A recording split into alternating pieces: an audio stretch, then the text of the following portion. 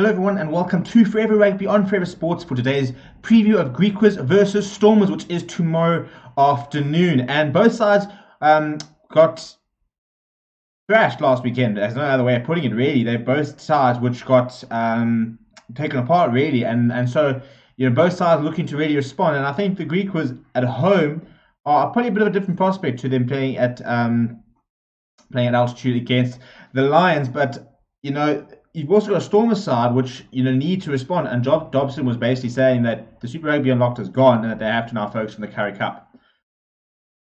So you've got a side like the Stormers who on paper have such a good squad, so many good players, and they just continuously and now once again are underperforming at the highest level, and it's difficult to understand exactly why it is the case.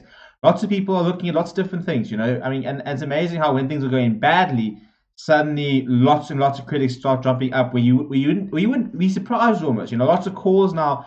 Damien Willemse not good enough at 10, which it's an interesting conversation there, because I keep saying that I don't think he's a fly half. I think he's a very talented player, but I think inside centre or fullback is where he's got a better future. I just think that it's so much responsibility at fly half. There's so much more to the game than just exciting flair rugby. I think he's got a decent boost from him.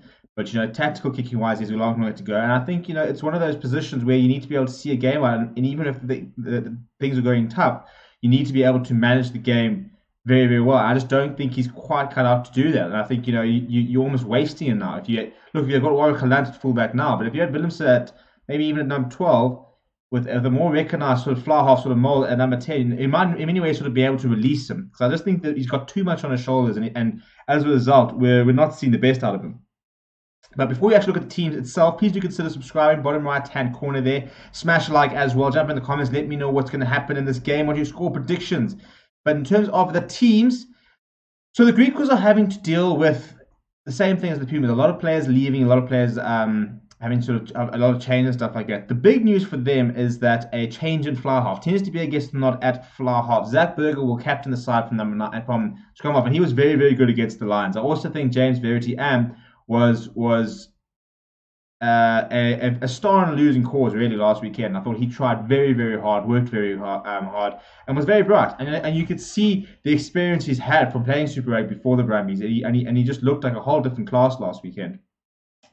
But it's a Griquas side which has had a lot of changes in it, and pretty much everything you don't want happening in a union is happening, but it always seems to happen with the Griquas. And they're a frustrating side because they can play some nice rugby, but they can also be very poor in many ways, like the Pumas, I suppose. But they need to respond if they want to take away anything from the next couple of weeks. They need to respond against the Stormers side, which is very good. So I think if you look at the side, Bjorn Besson at 11, if he pitches up, there's always going to be some little electric from there. But I think that they are, it's the side which is just at the moment just struggling with quality, and I think that they've got their moments. They definitely have their moments. You saw it against the Pumas a couple of weeks ago before the Pumas suddenly turned on the gears and hit back. They put in a really good performance against the Bulls. They had moments against the Lions. It's just the defense that they need to sort out the defense. They're just too easy to score points against, which just takes the game away from them, and they don't really compete.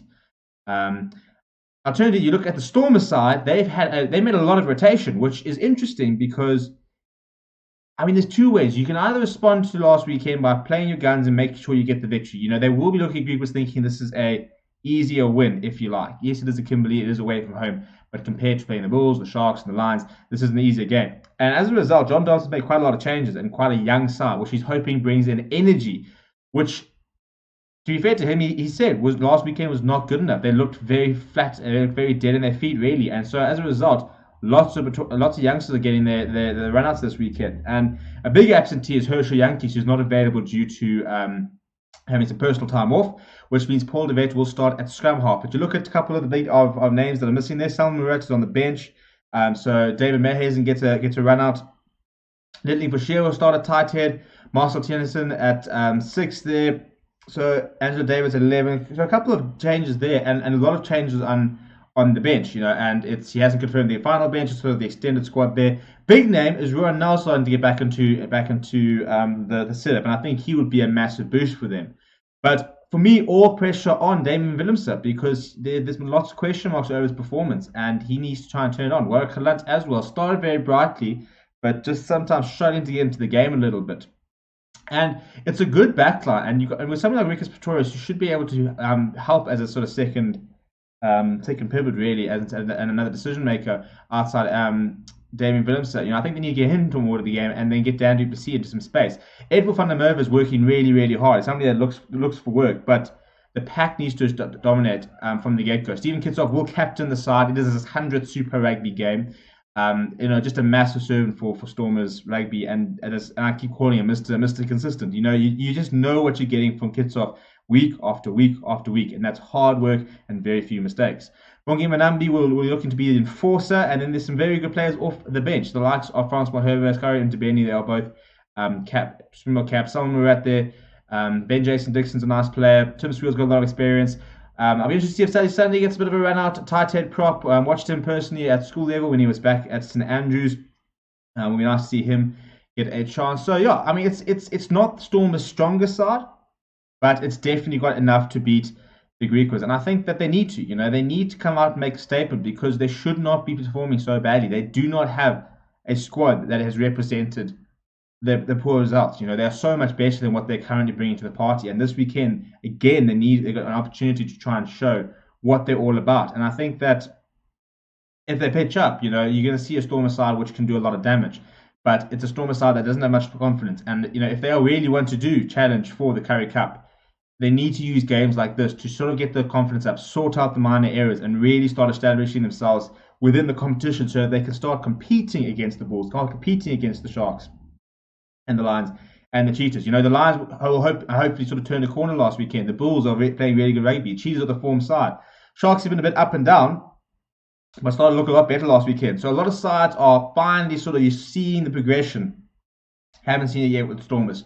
So they'll be hoping that tomorrow they can sort that out. Let me know in the comments what you think, though. Give me some score predictions. What do you think of the two teams there?